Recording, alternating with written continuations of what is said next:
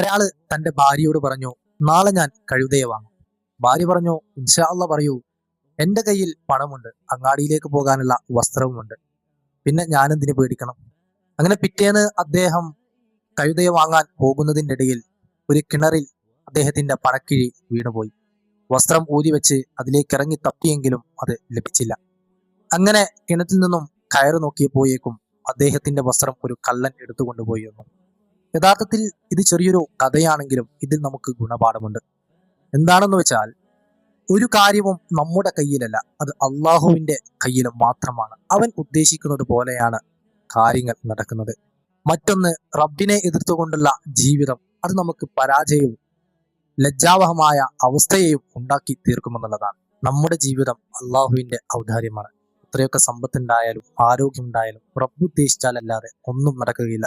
അതുകൊണ്ട് തന്നെ ഇൻഷാ അള്ളാ എന്നുള്ള ആ ഒരു വചകം അത് ജീവിതത്തിൽ കൂടെ കൂട്ടി നടക്കാം, റബ്ബിലേക്ക് അടുക്കാം. അള്ളാഹു തആല തൗഫീഖ് നൽകട്ടെ. ആമീൻ യാ റബ്ബൽ ആലമീൻ.